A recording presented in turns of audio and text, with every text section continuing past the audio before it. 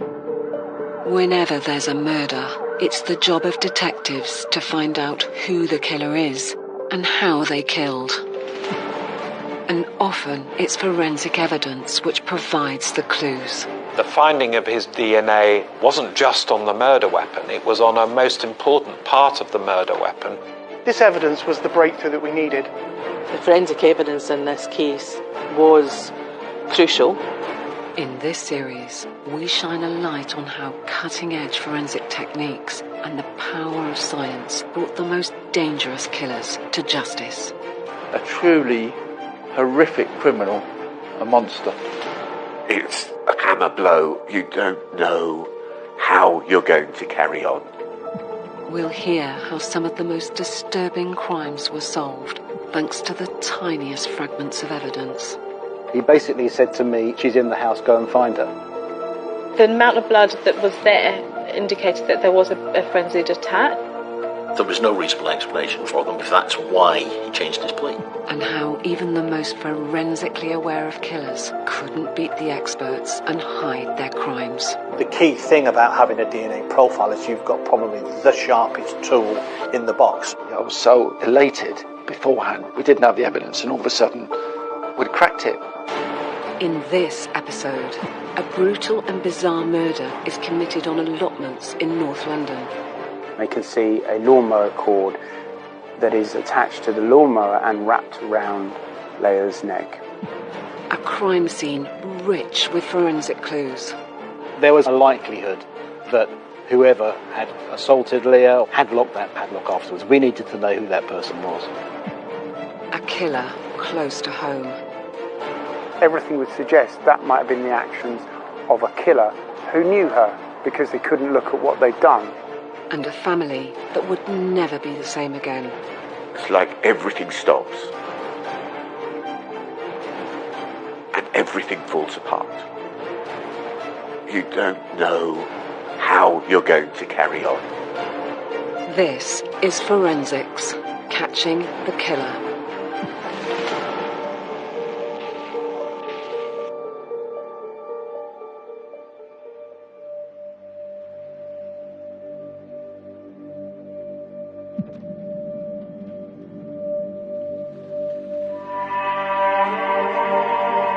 It's pitch black and the weather is raining. They go into the allotments and they phone Leah's phone. And one can only imagine how the family would have felt at this moment because they can hear the phone ringing. They ring it again and it's coming from the mower shed. On a rainy night in February 2017, police in Colindale, North London, received a report that 8-year-old Leah Adrisi-Yoko had been reported missing by her 2 adult daughters. The search had brought them to a place Leah loved, Colindale Allotments. Noel McHugh was one of the Metropolitan Police's top senior investigating officers from the Specialist Crime and Operations Homicide Unit. Police officers, their priority is to preserve life. They're thinking at this time, quite reasonably, has she tripped over, has she injured herself? And there's a chance that they could save her life. So they get an enforcer from the car, and this heavy-duty padlock takes some effort. They smash this lock, but in there they see what is quite clearly a body, and it's covered with a blue coat.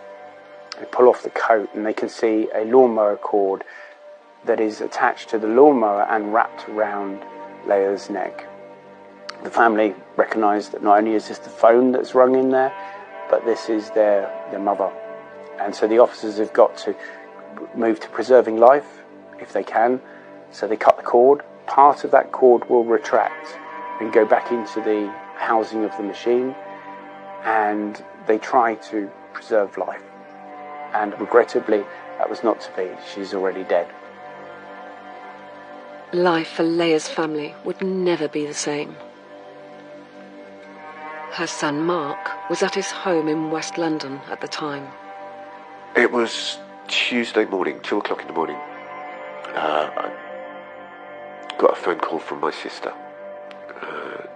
So basically I'm lying in bed, I've answered the phone. She says, "Mark, are you sitting down?" I said, "Well, I'm just in bed. So I'm lying down. And she said, something's happened to Mum. She's dead. Officers on the ground moved quickly to turn the allotments into a crime scene. They then got to build up an investigation, put in cordons to preserve the evidence that's around Leah, around the shed, start some fast-track actions. So they will call the CID, who will then establish there's something suspicious quite clearly. You know, elderly ladies do not strangle themselves with lawnmower cords in sheds. And they will call the homicide assessment team, who will send out a car to do an assessment, stand up the fast time actions, and then build up the forensic response. Despite only having been reported as missing a matter of hours earlier, Leah's disappearance had been immediately worrying. Leah was reported missing after concerns started to grow about her whereabouts when she didn't turn up for a meeting. In 2017, Tristan Kirk was a reporter at the London Evening Standard newspaper. She wasn't the kind of person to miss meetings or to not be in a place where she said she was going to be. An allotment's not the kind of place that you would find a murder case traditionally, especially not in London. We are sadly accustomed to street crime, gang violence, even gun violence, but the idea of somebody being strangled to death in the shed on the allotment is I would hazard a guess, a one of a kind.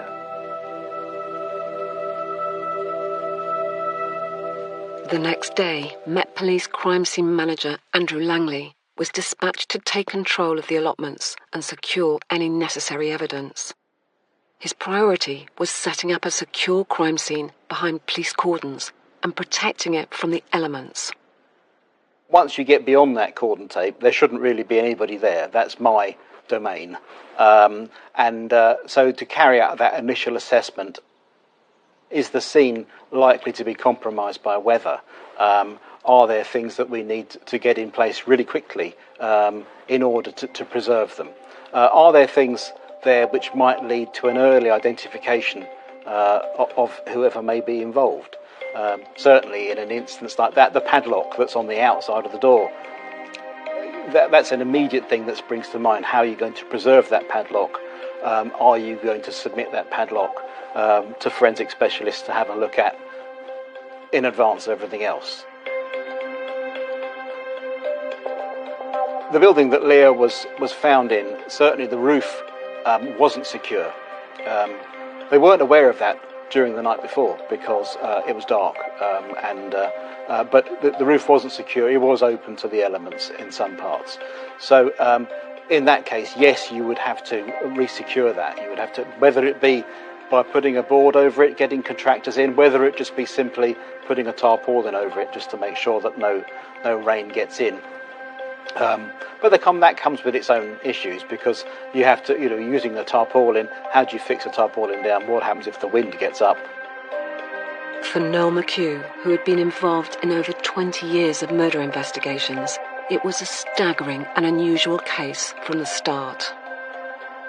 What struck me, and this is just before I go to see the family, of how it seemed so wrong and disturbing that there was 100 metres or so from her house, a place that she loved. You've got the Edgware Road that is so busy with probably hundreds of cars every minute going along it. To the right, you've got Hendon training school. And it just seemed so wrong that something so awful could have happened so close to so many possibilities to prevent it. Noel's next task was to speak to Leah's family. He sat down with us and said, we will do everything we can to find out, to solve the murder of your mother. It's a kind of hammer blow of a word to hit you. It's like everything stops and everything falls apart. And you don't know how you're going to carry on or what you're going to do. And you just try and find something to cling on to. And you don't always find it. You're just almost, broken by it.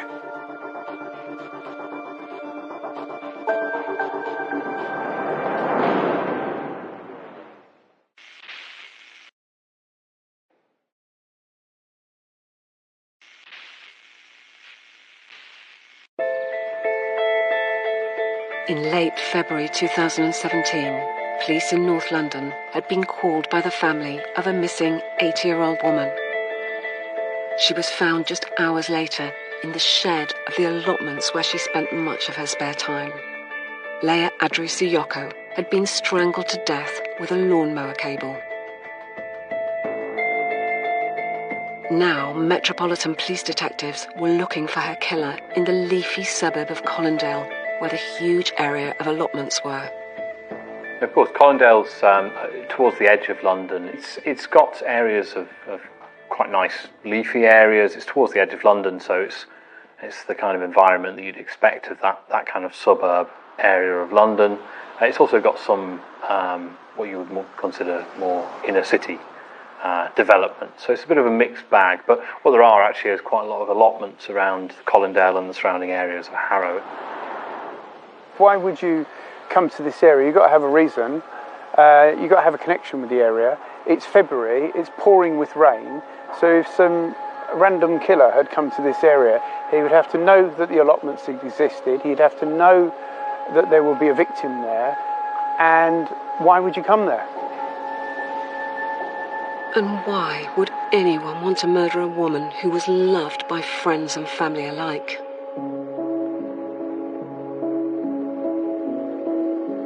Leah had lived in Colindale for 40 years and had raised her children there.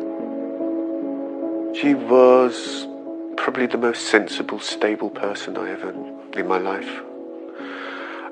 She didn't cause dramas, she didn't have dramas, she never overreacted or underreacted to things. She was just steady and secure, and she was the heart of the family. Even up to my 50th birthday and stuff, dealing with everything in your life all the way through, I knew that if I went to my mum's house, I could sit with her. She may not have the answer, but I would always feel better. I would feel safe. I would feel secure. And I had that feeling from my mum my whole life, from when I was a child. I was a mummy's boy, I suppose, and I always loved being with my mum. Leah's second great love after family was the allotments where she spent much of her time, especially since the death of her husband Tony after 47 years of marriage. Keeping herself busy since his death, she had become secretary of the allotments committee. She'd always liked gardening, because we used to grow things in the garden. Just having more space to actually do it in, she really enjoyed. And it got her out of the house. She took on the secretary role and loved it. She enjoyed meeting the people, she enjoyed dealing with those people, meeting new people, helping them, making them feel welcome.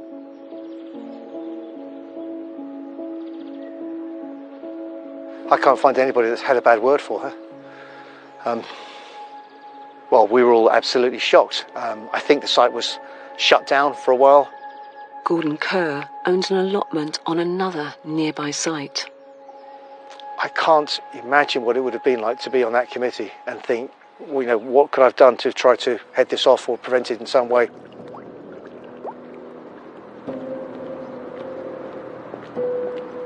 Trying to understand how complicated the scene is, and just to take it in that you're in the middle of Colindale. Just beyond there is the green of the allotments, which then opens up hugely into many, many plots in that particular area. There's over 120 allotments in there. It was the size and scale that was quite overwhelming at the start, because I'm thinking, how are we going to deal with this? how are we going to interpret this? How are we going to trace all of the people? And then we just look across the road and we've got all of the houses. So we've got conventional house to house, and we've got a new house to house that we have developed around the allotments. And the problem, challenge we've got is if it was a house or a shop, there'd be normally CCTV in and around that area, or you'd have a witness or a car. This is February. It's been pouring with rain that day. It's quite an isolated area. Every bus has got CCTV. They've got probably 18 to 24 cameras on them that look inwardly and outwardly. Now you want to gather that. Now if you can say a bus passed at 3 o'clock or 3:05, perfect. They'll give you that bus. But I was wanting the buses over a 3-hour period, which was quite a few buses. In the hunt for witnesses, one was of particular importance. One of the most striking things that has come back to me now is reading the statement of the witness who saw Leah, and it was around the 2:30 point where she's coming generally from her home address to the allotments, and that is the last sighting of her. But we know it was her because he knew her. He described her bouncy silver hair, those wellies with the polka dots on them. That's a hard statement to read because that's the last person to see her alive. Meanwhile, the post-mortem had been carried out on Leah's body, and the findings were crucial to the investigation. The post-mortem on Leah provided many of the answers that we were looking for. We were able to get to the bottom of what was going on with the ligature. It was at that point that we realised the significance of the lawnmower pull cord, and the fact that the toggles from Leah's clothing were just basically caught up in that main ligature, which was consistent with that lawnmower cord. There were a number of bruises. There were grip-type bruisings, a number of right-sided rib fractures, and a fracture to the neck, which was significant because it also had some associated bleeding, which meant that we knew that was consistent with an assault sort of type injury, rather than something that had happened after she had died in the handling of the body between the scene and the mortuary. The fact that there was bleeding indicates that there's some blood pressure, so you would only have that while somebody was still alive. The shed where Leah had been found provided many clues too. One was the simple placing of a coat over her head. Everything would suggest that might have been the actions of a killer who knew her because they couldn't look at what they'd done, or there was some kind of momentary regret. But it was interpreting a really complicated scene. Question, shall we seize the doors? And yes, of course, because the padlock has been already smashed to force entry, and then we take the doors off. But the most significant of clues were that padlock and the set of keys which could lock it. Amongst Leah's possessions, we found her keys to the padlock. The padlock was locked from the outside, so that ruled out Leah's keys. In the early stages, of course, we didn't know whether somebody had deliberately locked that padlock to conceal Leah, or whether somebody had locked that padlock not knowing that Leah was inside the shed. The padlock and how it had been locked was obviously of great importance because there was a suggestion, a likelihood that whoever had assaulted Leah, or certainly somebody who knew Leah was there, had locked that padlock afterwards. We needed to know who that person was. What's so significant is there are 4 keys to it. There is 2 other key holders who are significant members on the allotment committee. We have spoken to them and they've accounted for their keys. There's another key, that's in Leah's pocket. Now, the other key is Rahim Mohammadi's key, which he is in possession of. So 4 keys. Why is that so important? The padlock that has been smashed by the police officers to get in to save Leah's life would open and close with the key in it. So it's not a snapshot one, you need the key to open and shut it. We built up a mini major inquiry around these keys. And the scientist actually phoned me back and said, you want me to do what? I want you to rebuild the lock to prove that this is the mechanism and the confidence level around it. And what would be in our favour is some keys are similar. You know, you might put a particular key in, and with wear and tear on the barreling, another key might work. But you've got 4 keys here. This process of rebuilding the lock meant only one thing. The key that locked Leia's body in the shed belonged to Rahim Mohammadi. If you take a random suspect, they would have committed the murder. They would have taken the keys from Leia's pocket. They would have locked the door. They would have climbed back in through a hole in the roof where there is no disturbance to support that they've climbed through the roof. They put the keys in the pocket to climb back out through the roof to then go. Highly improbable, you would suggest. Leaves us with one set of keys that's in Rahim Mohammadi's pocket. Who was Rahim Mohammadi? And could these keys unlock the secrets of Leia's murder?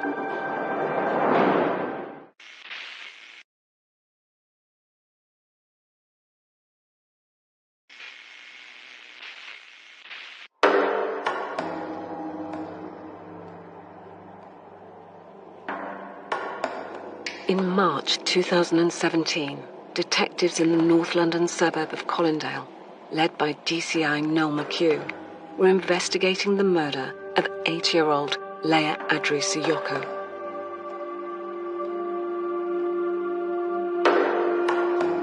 Leia had been found strangled to death with a lawnmower cable in a shed at the allotments where she loved to spend her time. The door to that shed had been locked with Leia inside it, and she was one of only 4 people to have keys to the lock. One of the other 3 was a man called Rahim Mohammadi, who was also on the allotments committee. And as Noel soon discovered, he had a history of disagreement with Leia. So Rahim portrayed himself as a cornerstone of the allotments. You know, he was there to help, he was the dispute resolver. He was, I would describe him in my mind, he's Santa's little helper. He's always there, he's a right busy bee. If there's something going on, he will be there to get involved because the allotments are his life, and he's obviously got that pride and love. We are aware, because when I met the family on the evening that we took the investigation over, that there had been a dispute between Leia and Rahim, and this was around September 2016, where there had been a allotment meeting. We have a meeting every year. We encourage plot holders to raise their concerns, but you know, no plot holder should feel that they can make the rules. But obviously there are disputes that arise over things that can get out of hand. There was a dispute at a committee meeting a few weeks prior to the dreadful day when Leia and Mohammadi fell out, and he was kind of given a warning as to his future conduct. What started as a discussion became a disagreement, but he was quite volatile, aggressive in his tone, and inappropriate to speak to anyone like that, let alone an 80-year-old lady who could be his mum or our grandmother. You know, it's like totally wrong. So you had question marks over that. There was a long tail to that argument, and he then sent some emails because he just didn't let that argument go, and it seemed disproportionate that someone would get so exercised over an allotment. When Noel and his team investigated the contents of those emails and the background to the dispute, they discovered an irrational power struggle that in no way could justify a murder. There were issues with other occupants. He wanted Leia to deal with things differently. He wanted a more forceful approach. He saw himself as more of an authority. There were what we would call minor incidents that in Rahim's mind, they were really important. He had that argument in September with Leia. He wants to have more power in the allotments, and this lady is well respected. She's not going anywhere, and she's holding her own. And this is irritating him, and he's feeling undermined. However, that doesn't make him a suspect.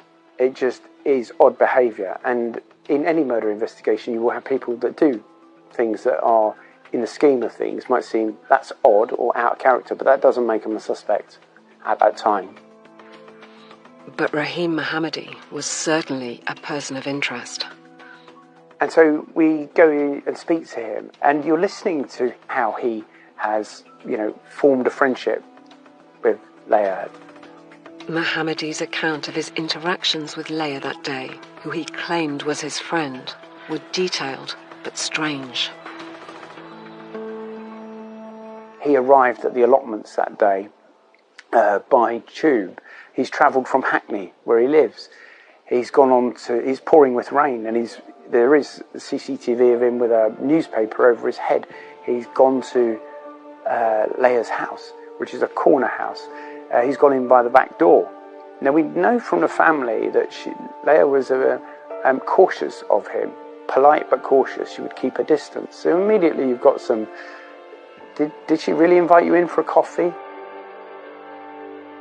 Mohammadi goes off and he does his affairs on the allotments. Later that afternoon, he says he has cause to go back to the house. So this is a little bit odd. He doesn't go into the house, but Leah is there. He goes off on his affairs, he goes back, and he then makes a number of journeys backwards and forwards to the nearby shops. The last witness sighting of Leah was at about 2:30 that afternoon. Her friend had started calling her repeatedly to no answer at just after 6 p.m. So if Mohammadi's account was true, it must have all fitted into the hours between those times. Noel and his team then met to discuss this bizarre account of Mohammadi's movements that day. So in this meeting, it's day 2 of the investigation, and we're moving to I think it was the third interview that we've got Rahim. And that's not abnormal, that we would go back to witnesses, because there'll be more detail that's coming from the witness, from the family, from the investigation. He's saying, "Oh, I saw a red car here," and it's almost a chuck-away comment. He's placing a bit of a crumb trail to distract us. He says that he has brought back this measuring tape because Leah wanted to have a new carpet and she wanted to measure the carpet on the stairs. And I thought, this is like extraordinary detail for someone who has died. And when the family liaison officer, I said, just put a phone call into Leah's daughter and see, was she getting a new carpet? And I remember the response, she couldn't afford to get the roof fixed, let alone the carpet, which was threadbare. He also said that he may have gone upstairs because you might find my, fingerprints there. At this point, I'm starting to say, you've now got my attention. Inquiries are underway to try and corroborate what he said. Does what he say make sense? And part of that was that he'd visited Leah's house on the day that she was killed. So we examined the house. Was there any trace of Mohammadi there? But there wasn't. We didn't find anything. So the fact that you didn't find Mohammadi's DNA or Mohammadi's fingerprints in Leah's house doesn't mean he hasn't been there. But it's something you need to do.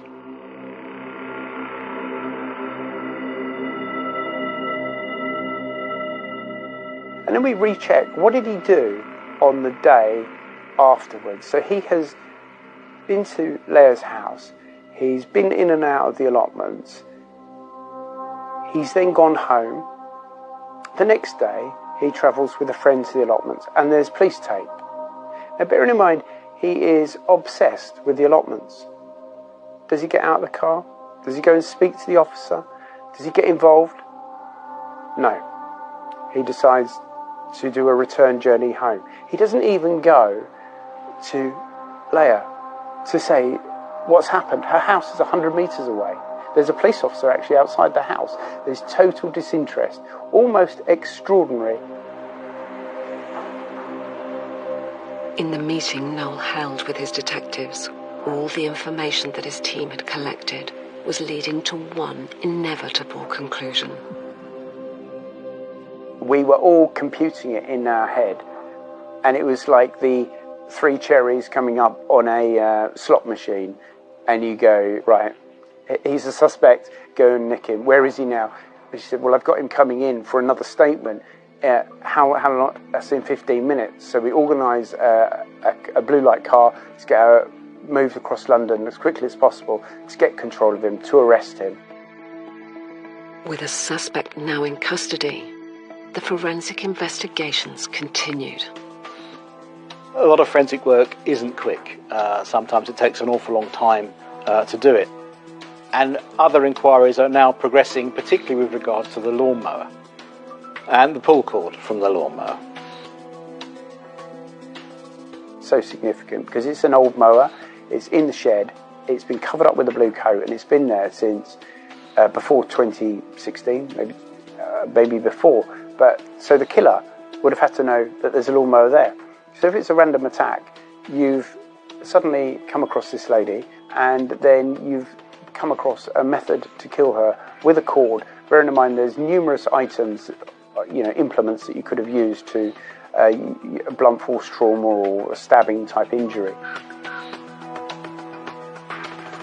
But in understanding that mower, we had to trace down the Mountfield mower, and there were none to buy. So we had an officer go onto eBay. He's been hunting for it, and then he's bidding, right, for it on eBay. So he's won the bid. Now, with an identical lawnmower to analyse and compare to the actual lawnmower which Leah had been killed with, detectives could start to assess what linked Mohammadi to the murder weapon.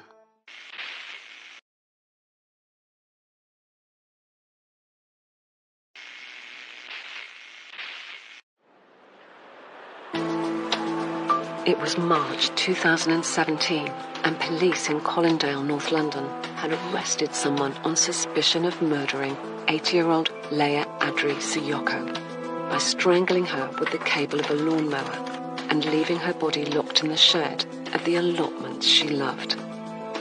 The clues of that lawnmower were plentiful and leading Metropolitan Police detectives very much to the man now in custody, Rahim Mohammadi. One of Mohammadi's roles that he particularly enjoyed on the allotments is that he would mow the borders between all the allotments. He would keep those grass verges neat and tidy. So he was the main user of that lawnmower, and as such, you might expect, quite rightly, that his DNA would be all over the pull cord for that lawnmower.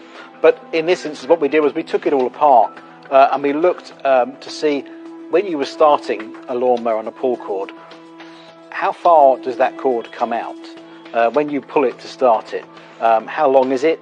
How much of it stays within the machine? Because if you're pulling a lawnmower cord out to wind around somebody's neck, it's not the same thing as pulling the lawnmower cord out to start the motor.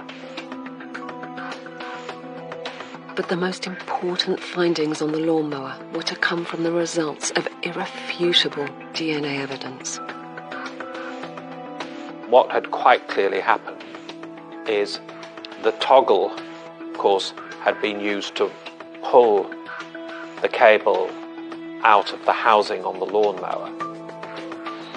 In order to be able to wrap it round her, and it was wrapped around her neck twice, the only way that could be done was if you pulled the cord out and then gripped it at the bottom to stop it from going back in, so that you could let it loose between those 2 points in order to wrap it round her neck and then tighten it.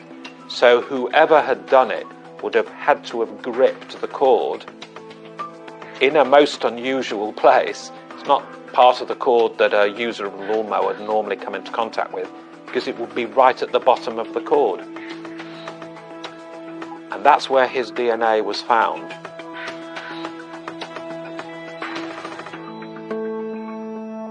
The finding of his DNA wasn't just on the murder weapon, it was on a most important part of the murder weapon, which unusually must have been touched by the person who used it to kill her. But Mohammadi had an answer again. He claimed there was a good reason for the finding of his DNA.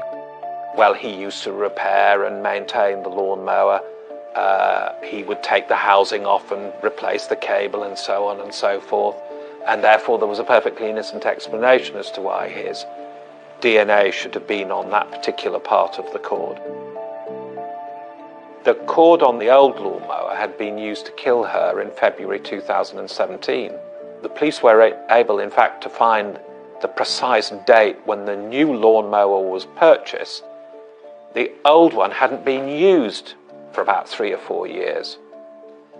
And when it was examined, they didn't just swab the cord, they swabbed all of the parts of the item which a user might be expected to contact.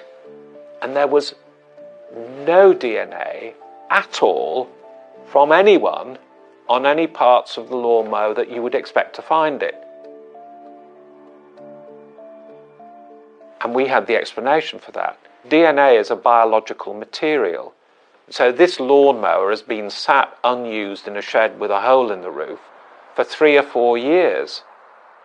And so over that time, all of the DNA that you would expect to have accumulated on it during the days of its use had degraded and had gone. The absence of any other DNA on the machine demonstrated that that which was found on the cord was recent, because if it hadn't been, it would have gone the way of all of the rest. And it was recent because, of course, it had been used on that day in February 2017 to kill her.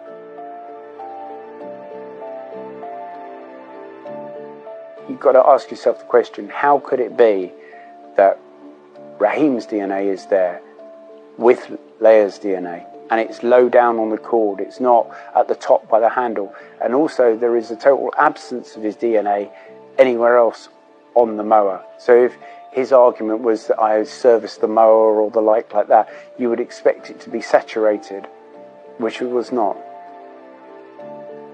So that fragile piece is the interpretation, because the cord that's around her neck is naturally going to be rich in her DNA, and it is the person who killed her.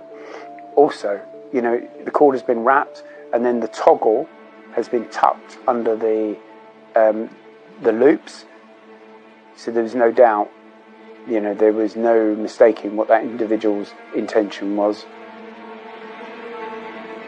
Finally, Noel and his team had enough evidence to charge Rahim Mohammadi with the murder of Leah Adri Siyoko.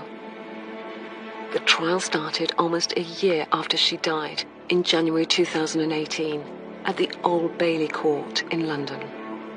Mr. Mohammadi was vehement and argumentative.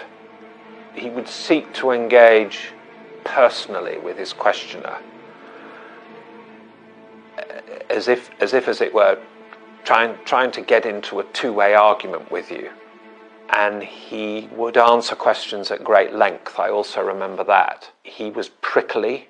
He was too clever by half. He had an answer for everything. If you think you're cleverer than you are, it can unravel. And in his case, I think it did.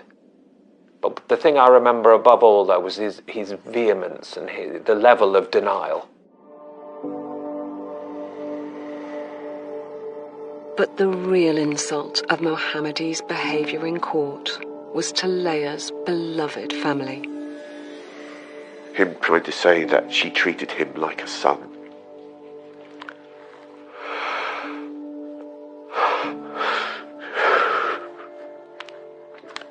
Him saying she thought of me as a son, and I could have killed him. I could have stepped across the courtroom and ended him when he said that. And I'm not proud that I could have quite happily done that.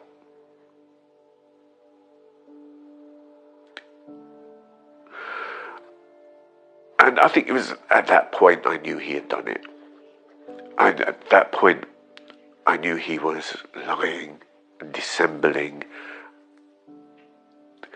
and willing to throw anybody under the bus to save himself. The trial ended after 6 long weeks of distress for Leah's family. But devastatingly, the jury were unable to reach a conclusion. it was crushing. It was completely crushing. We thought, oh God, what do we do now? And I'm very grateful again to Mr. Price for saying, actually, Mark, this is the second best verdict. Because it means we can do it again. It will happen again. There will be another trial. And it will go right this time. While it was impossible to know exactly why the jury had been unable to reach a verdict in the first trial, the prosecution team decided on a simpler approach in the second. Without conclusive digital evidence such as CCTV or phone records, John relied more on forensics and the findings of DNA in the mower. When it came to preparing for the retrial, we learnt a number of lessons. And one of the things which I remember very well that we did is that we ditched some of the evidence that we used at the first trial and didn't use it at the second, and we narrowed things down a bit. We made it a bit simpler. I like to think we made it a bit more focused. And as it transpired at the second trial in October that year, the prosecution barrister was right.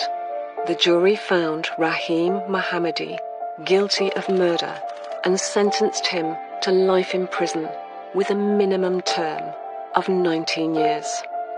There's this kind of flush of relief. It's not a triumphant thing. It's not jubilation. It's not about a win. Nobody wins in any of these cases ever. You think, okay, the right thing has been done. It's not going to make our family better. It's not going to heal the destruction that this thing caused to us and all to everyone around us. It doesn't. It doesn't for anybody.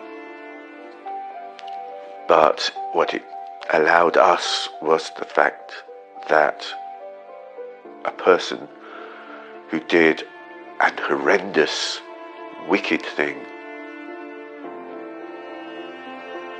will not be able to do it again. I learned so much from the family, about their dignity, their how professional they were and supportive of the police. How much information you can get from the family was quite remarkable. They were certainly a cornerstone to the investigation. He's taken away my mother, who brought me up, taught me how to be a decent human being. Someone who helped me feel safe and secure and loved. Me, my whole family, my friends. That's what he took away from me. That's what he took away from the world. Someone who was kind, who gave far more than she took, and was willing to help people all the time. And he took that from us all, and he left us bereft. I miss her all the time.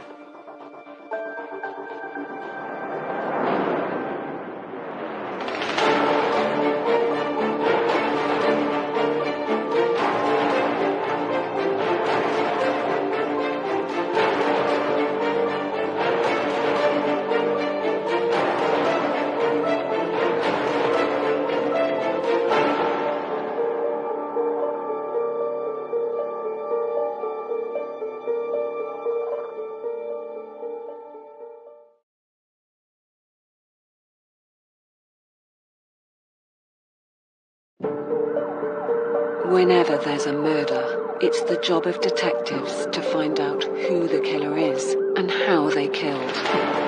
And often it's forensic evidence which provides the clues.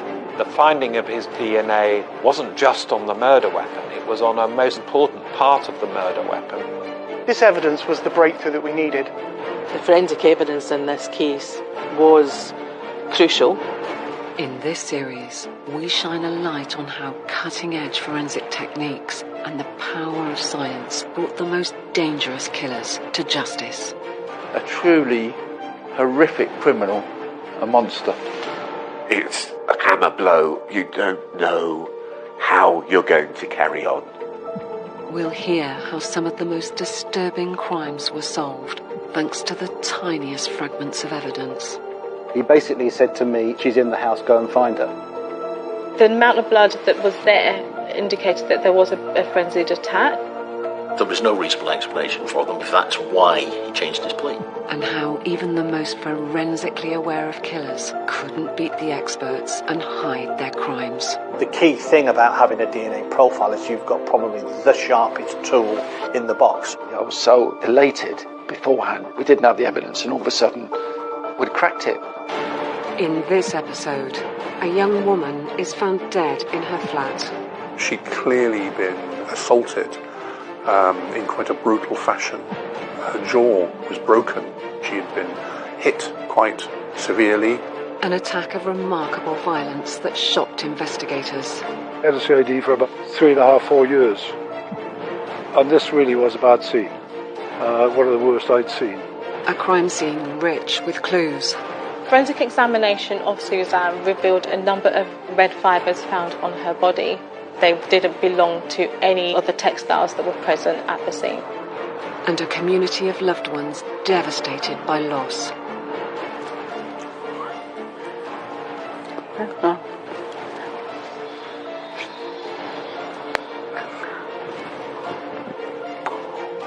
This is Forensics, Catching the Killer.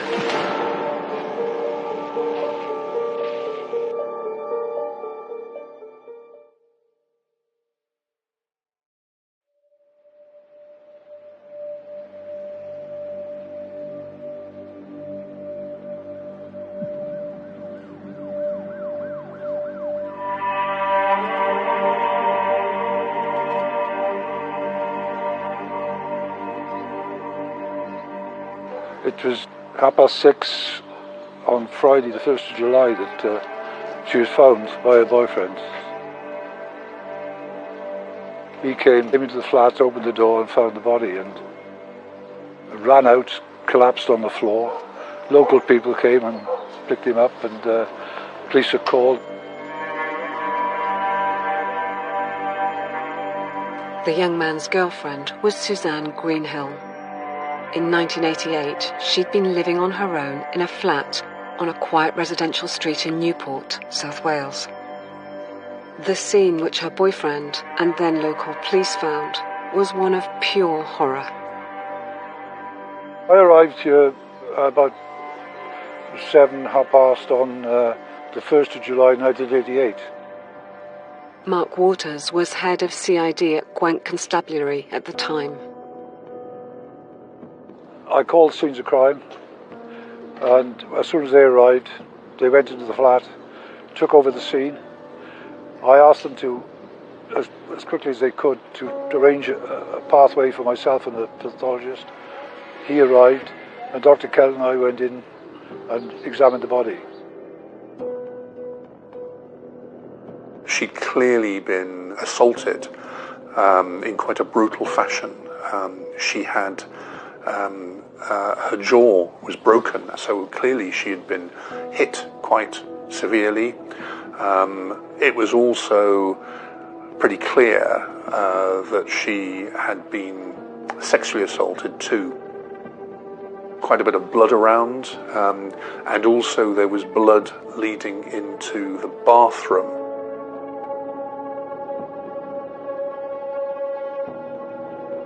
Everything that we do, every instruction to the scenes of crime people, I obviously take their advice, but there are things I want.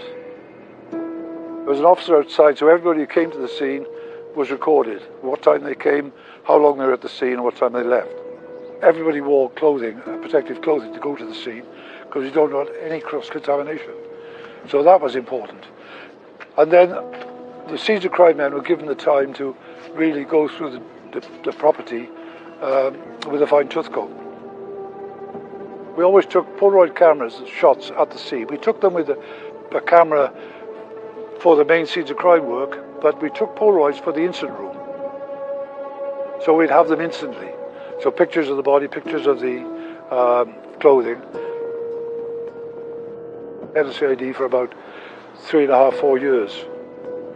And this really was a bad scene. One of the worst I'd seen. And was quite a shock to the system of everybody. And the realisation that we had someone here who was a vicious killer.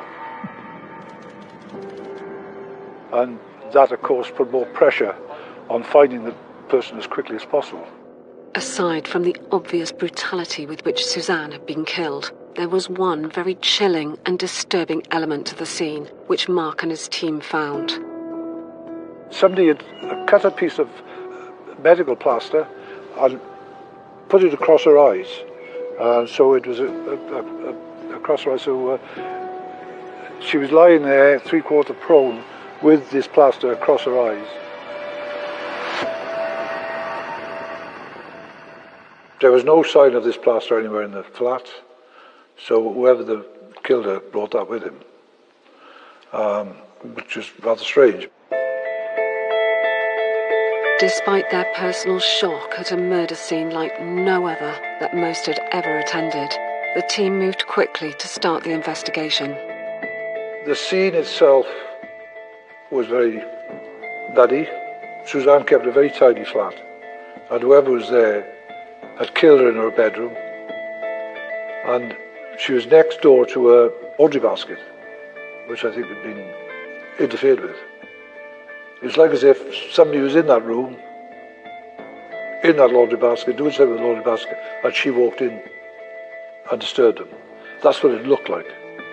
They punched her and then stabbed her.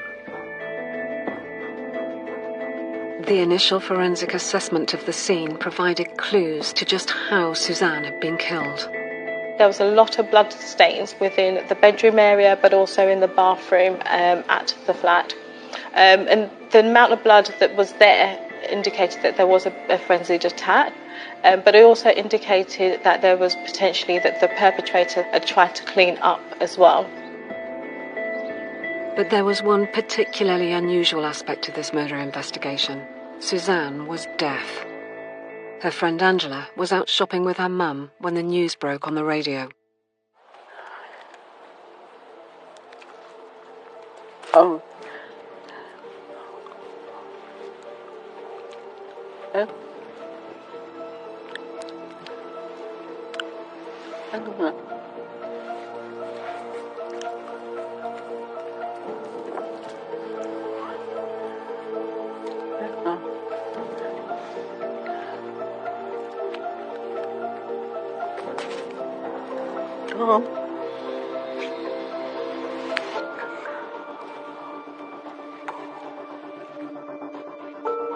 But it was Suzanne, and now detectives and forensic scientists needed to start the meticulous search and investigation of her home, the crime scene.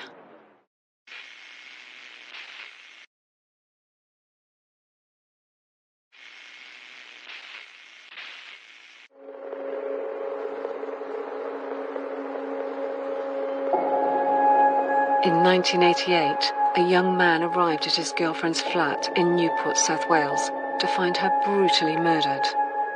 Detectives at Gwent Constabulary, led by head of CID Mark Waters, faced an unprecedented challenge. Not only was this an exceptionally violent murder, but the victim, Suzanne Greenhill, and most of her associates were deaf.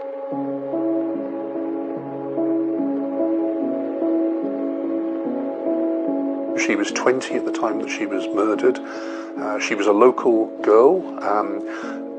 By all accounts, she was quite popular. She was quite an outgoing girl. She tended to mix very much in the deaf community of Newport, of whom there were a number. They would have social events. They'd meet up for drinks, etc., pretty regularly. And they actually managed to create their own little community amongst themselves in order that members of it were not too isolated.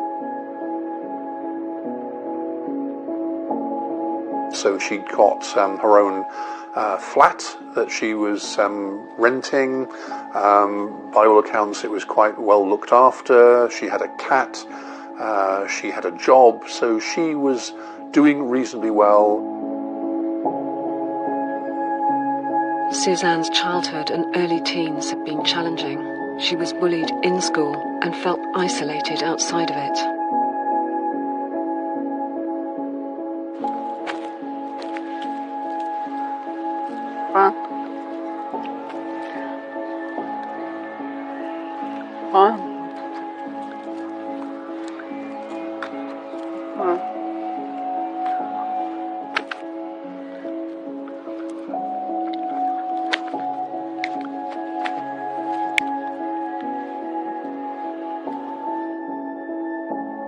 But as a young adult living an independent life with newly found interests, Suzanne had come into her own.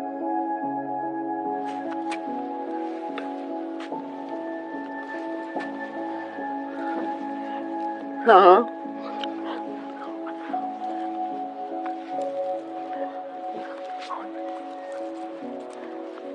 No.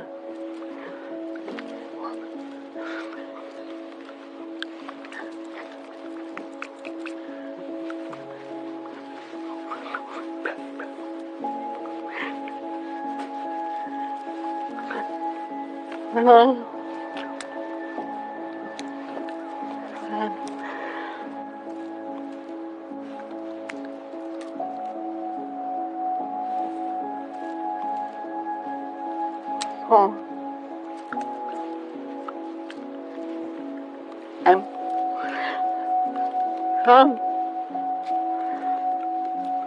Yeah.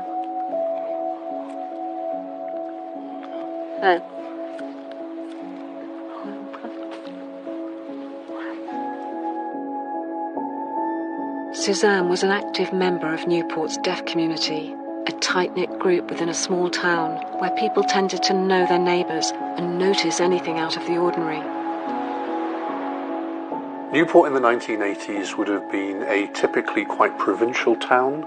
It would have been very much like many other middling-sized towns in Wales and England, where everyone was really focused on what was going on locally, where people knew each other and just got on with their lives.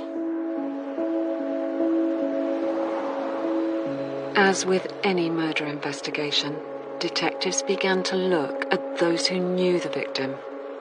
We started looking very closely at associates, friends, people who could have been at the flat. There was no forcible entry, so she either let this man in or they had a key. From our investigations, there was no one who had a key other than a boyfriend who found the body. That was in a very bad state at that time. But interviewing Suzanne's friends would add an extra layer of complexity to the investigation. I was a bit concerned because our interviews were taking place with sign language experts, and they were very, very helpful. But I realised that when they're asking questions, the officer asks the question, they interpret it, they do the sign language, and they've got to read the answers as a police officer would read an answer. But there was a big gap there. We'd never had any experience of this at all, because this is something we had to develop that skill. It's working with the interpreters, and the interpreters equally trying to find out what we wanted. And there was identifying how a person reacts to a certain question, which as a police officer, when you have a direct question, you know. But you've got to go through all this. We develop our skills, put it that way. Suzanne's friend Angela was one of those interviewed.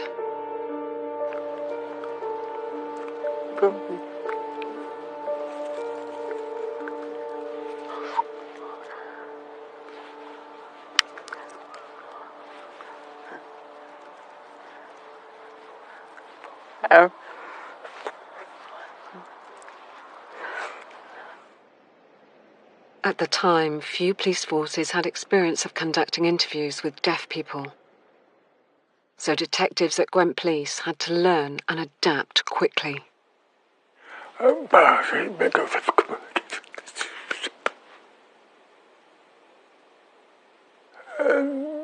The place I first photographed with the people, and it was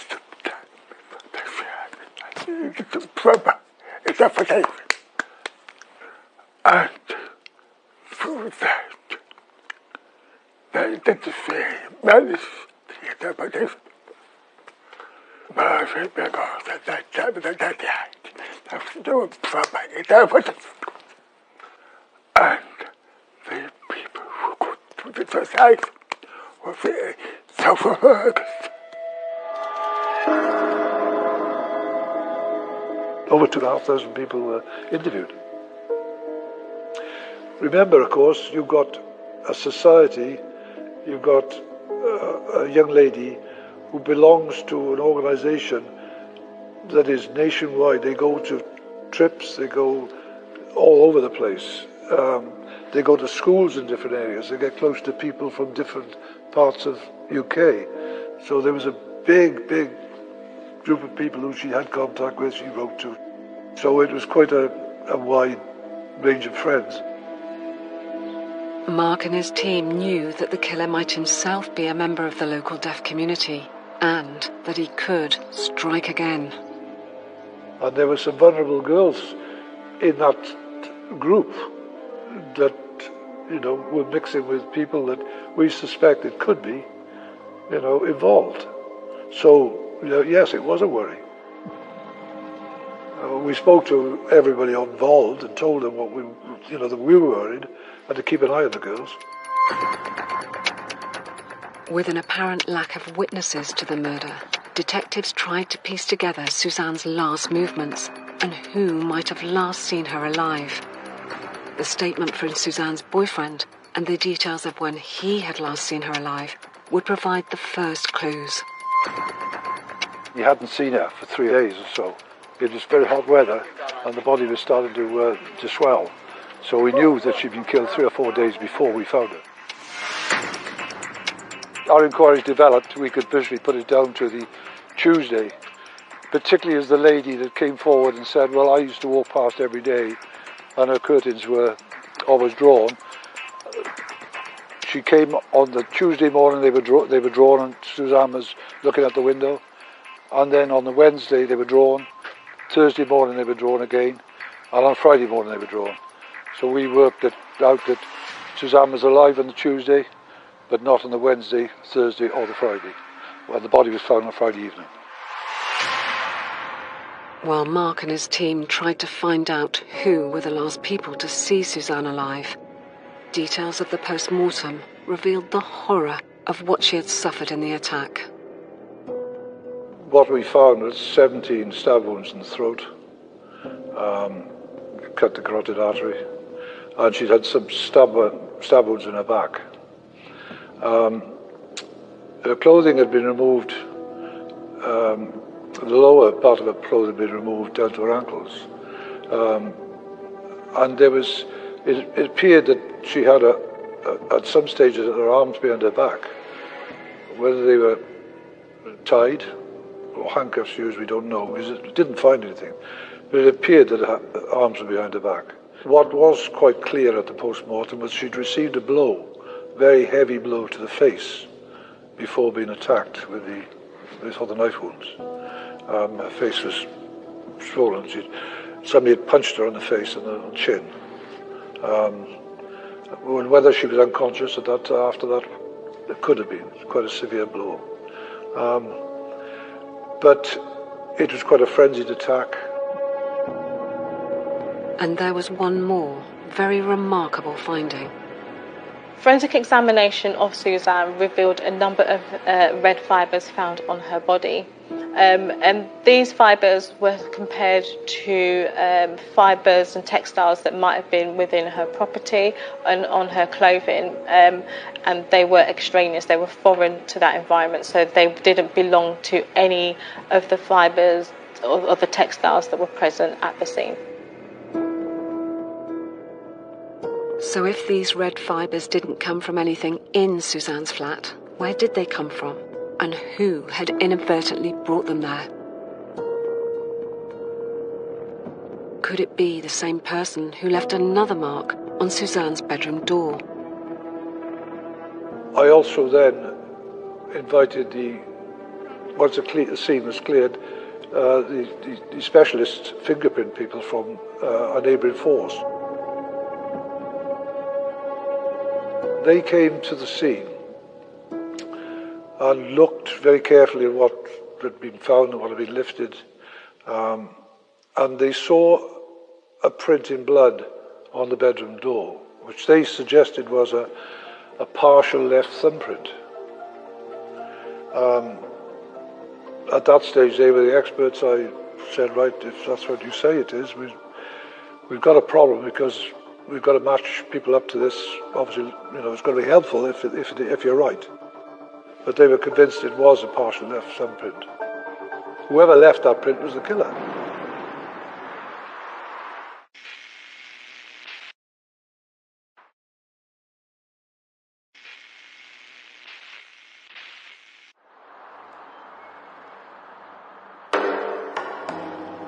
In the summer of 1988, Newport's close-knit community was rocked by the brutal murder of 20-year-old Suzanne Greenhill in her own home. She had been raped and stabbed to death. Like many of her friends, Suzanne was also deaf. It was a terrible murder, ruthless killing. Everybody in the town was frightened. And within the deaf community, clearly their entertainment, their whole social life was being affected by it. They were frightened, obviously, restricted. It was restrictive to a lot of people, because young girls didn't want to go to town, they were all frightened. Lots of things were either cancelled, or people were frightened to let their daughters go, or young people go. And it was very tense, very tense. In a community like this, everybody's trying to help as well, because they want these sort of people out of their way, locked up. The brutal murder was made more disturbing by the fact the killer had taped up Suzanne's eyes with adhesive bandages. She can't speak, she can't hear, and you're taking the only thing that she's left is her eyes, her sight. Why did he take the plaster to the house? I think he carried the tape, the knife, and probably some other bits and bobs. There was no sign of this plaster anywhere in the flat, so whoever killed her brought that with him. Although the killer had taken the tape and murder weapon with him when he left, there were other things which he did leave behind. The distinctive red fibres, the bloody thumbprint, and now forensic investigators would find something else. In fact, he'd taken his clothes off because we could see footprints in blood on the floor of the bathroom, which we photographed, measured, and sent off to an anthropologist to look at. Because from that, we were told we could get an idea of the height, possible build of the killer. Often when there is an attack like that that's so frenzied, we may expect to see lots of bloodstains, and the bloodstains can be used, and we can conduct blood pattern analysis to determine the manner in which they were deposited. Essentially, when somebody is hit or if there's a breach of the circulatory system, the forces that are holding the blood together will break apart, and the blood may travel through the air and land on sort of walls and surfaces. In this case, blood pattern analysis could be conducted by looking at the manner in which the bloodstains were deposited, so in the bedroom, in the bathroom. The blood pattern showed that she'd been stabbed multiple times, but the main real thing is very much looking at the blood pattern in the bathroom, which appeared diluted, but also gave an indication that somebody had tried to clean up. But while the crime scene had provided some much-needed evidence, other apparent clues turned out to be red herrings. DCS Mark Waters had been assured by fingerprint experts from another police force that there was a bloody partial left thumbprint found in Suzanne's flat. We matched the fingerprint against this, and it went on for quite a few months. I had my suspects, but I couldn't take it any further because their print didn't match. Whoever left that print was the killer. I think we interviewed over 2,500 people, and there were 4,700 actions. I mean, this went on for 3 or 4 months, and we were getting nowhere. So I decided, right, stop. The first thing I did in the Scotland Yard, I asked if they could send me 2 experts to have a look at this print. Scotland Yard decided that it wasn't a thumbprint at all.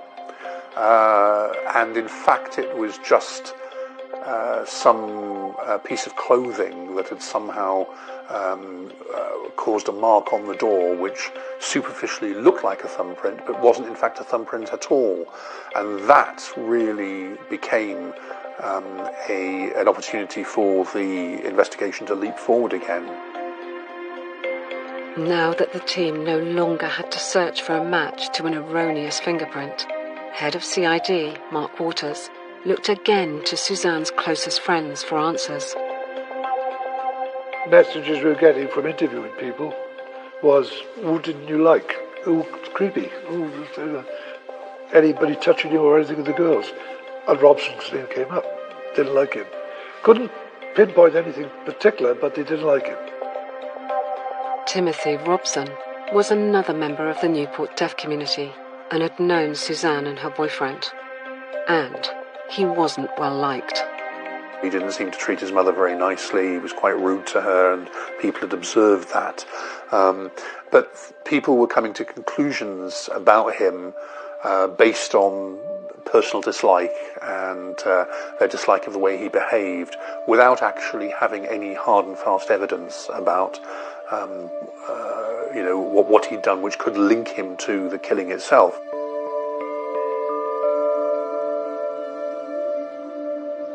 And it was the boyfriend's testimony that pointed to how Robson might have been able to access Suzanne's flat without breaking in. He told us that he had been to Robson's house with Suzanne, and when they got back to Suzanne's flat, her keys were missing. She couldn't find her keys. And they'd only been up to Robson's flat, and they contacted him. He said he hadn't seen them, but we think that he took the keys on that visit. This was 3 or 4 days before she was murdered. Still without enough evidence to charge Robson, detectives went to interview the person closest to him, his wife.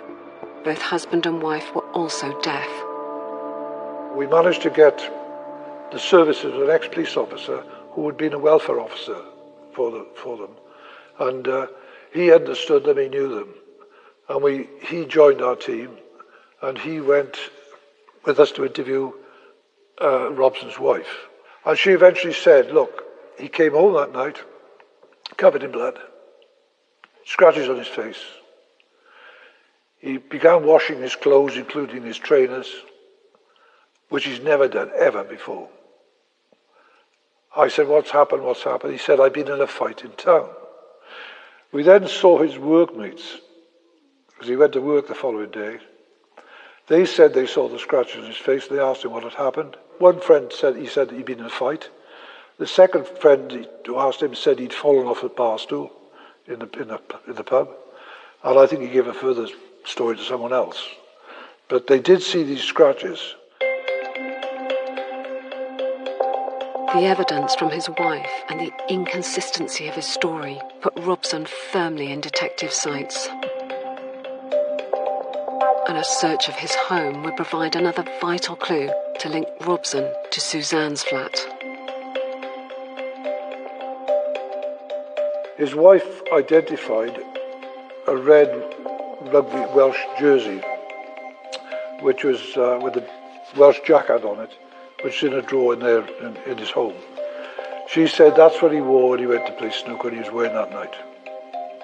So he took this sweater, and I said, well, that's the same colour as the fibres, but let's get everybody look. That's trace it. I want to trace the source of it. We sourced it to an old Trig sports shop, which is in town at the time. We followed it then to the manufacturers. I think they went to Italy. It was then dyed in Austria. And we followed it all the way back. And we knew that 500 had come into Newport. So it was one of 500. We then sent the garments off to the forensic lab.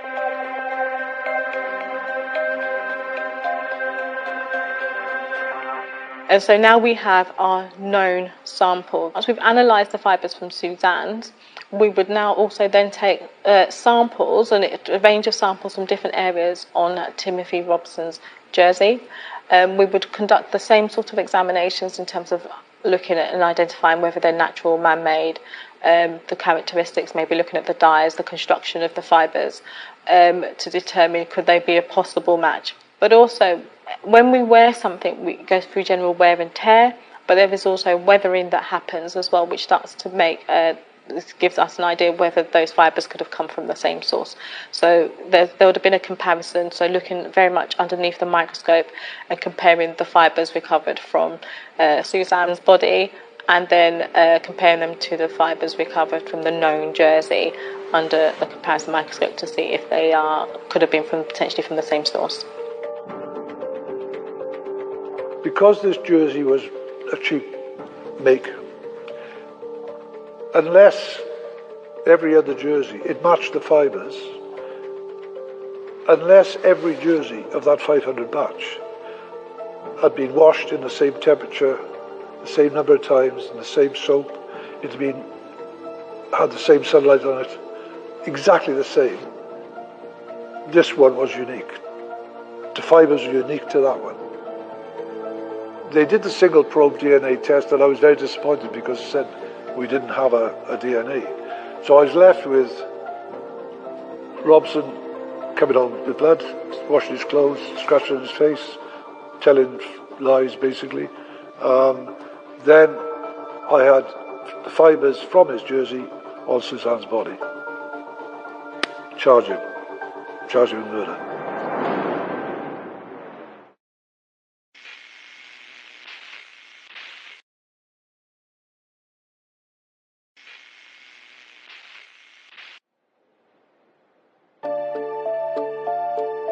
In early 1989, Gwent police in Wales had finally charged a man with the murder of 20-year-old Suzanne Greenhill.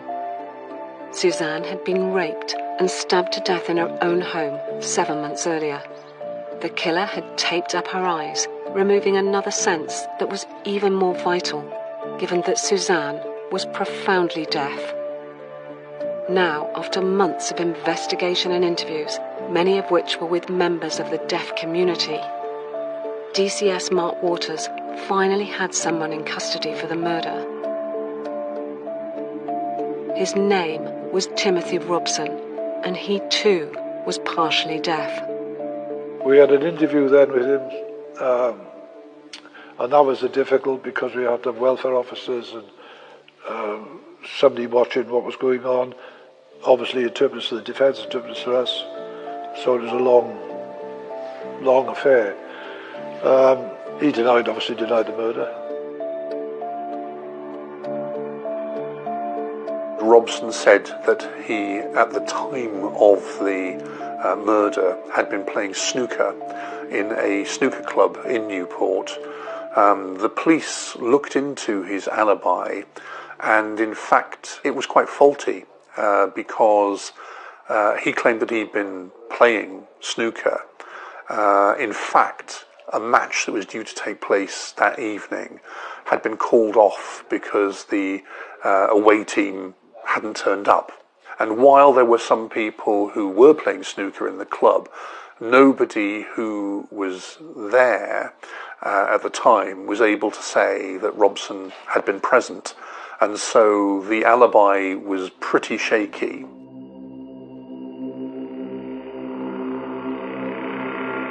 Yet more evidence was about to be revealed by forensic scientists working on the case. And again, it had come from the initial findings of the crime scene. There was a bloody sock print that was found in the bathroom. What the police decided to do in order to try to see if that provided evidence against Robson was to get him to walk on some paper which was rolled out between the living room and the bathroom. And so they got him to walk along this paper. And what they did was to really seek to gauge the pressure points that his sock imprint made on the paper. The sock imprint from the floor of the tiling in the bathroom was matched by the imprint of Robson's foot as he walked along. So that was another very important piece of forensic evidence. The news that the suspect was also deaf was a big shock to Suzanne's friends and the local hearing-impaired community.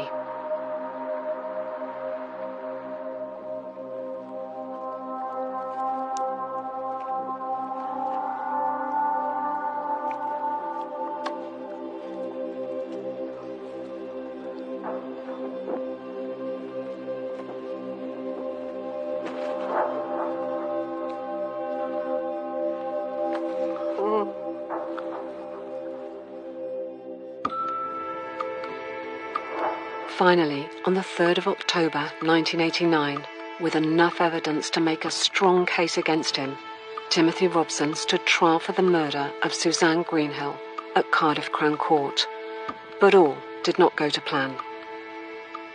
The first trial was abandoned because there was a dispute about what had been said in the jury room.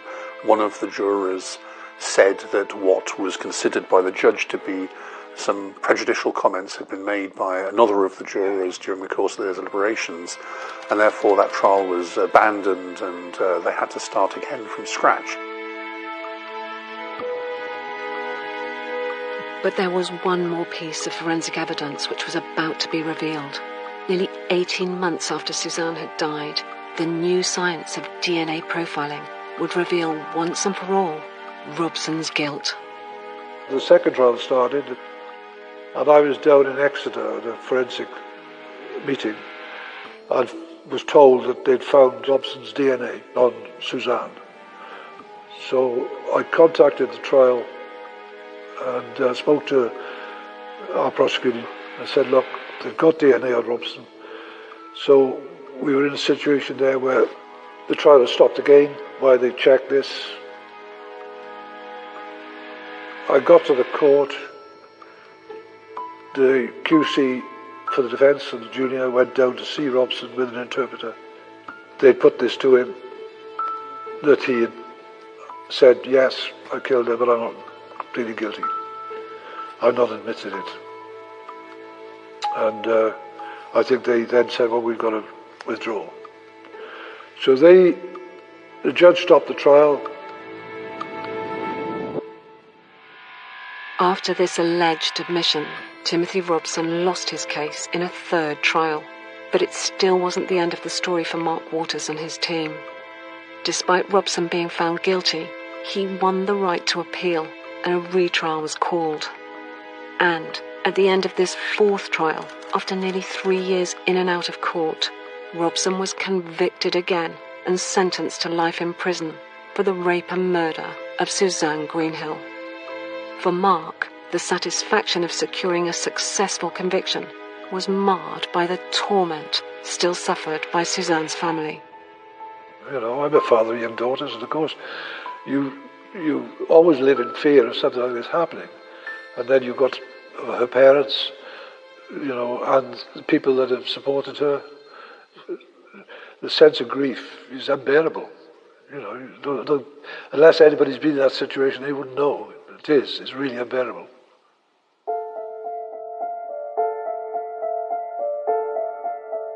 Feels the sadness that you can't get the look of the mother and father from your face. You might feel sort of, oh please, that's done. But to them, it's just a start, really. You know, and you see their little faces and think, oh, Jesus, you know.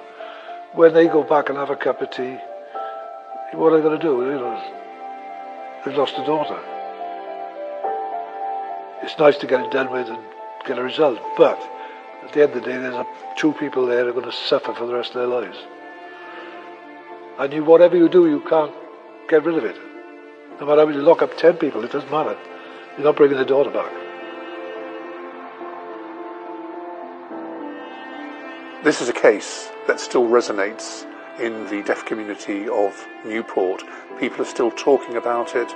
People remember Suzanne. They are still, in a sense, traumatised about it today. And of course, we're talking about a murder that took place well over 30 years ago, and yet people are still talking about it to this day. So it's clear that the murder and what transpired afterwards, when they discovered that it was in fact one of their own community who had been responsible for killing Suzanne, has had a traumatic effect on the deaf community of Newport, which has lasted right up to today. One member of that community was Suzanne's childhood friend, Angela, who still thinks of the bond they shared and the woman her friend would have become.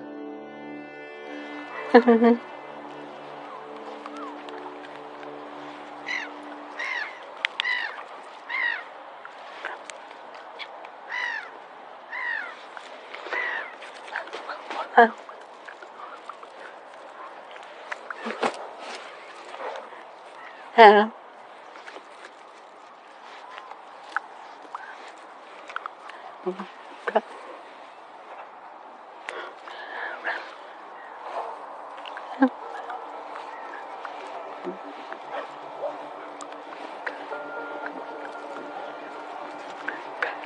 Yeah.